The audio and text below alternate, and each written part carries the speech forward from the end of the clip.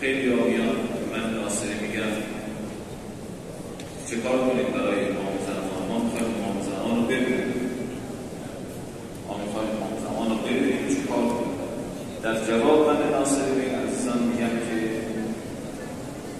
در زمانه امام زمانه غیبت هست، قرآن همتای امام زمان هست، عدیل امام زمان هست، جایگزین امام زمان هست.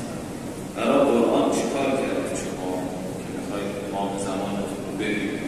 من اکثرا همه ما رو هر چقدر برای قرآن خودمون رو به سختی انداخت، هر چقدر برای خواندن قرآن، برای فهمیدن قرآن دغدغه داشتیم، بدونید که به همون اندازه ما دغدغه ظهور، دغدغه امام زمان.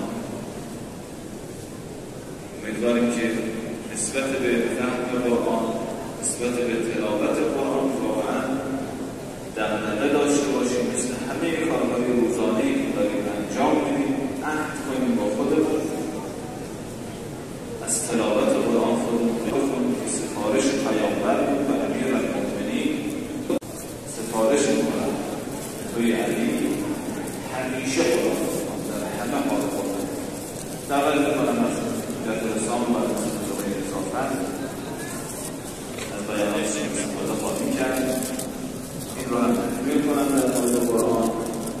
جوانی آمد خدمت آیت الله مجتبی از ما دنیا هرچی کسی بشه و تمیزش کنیم، وسیلی برای آزادی کردنش داریم.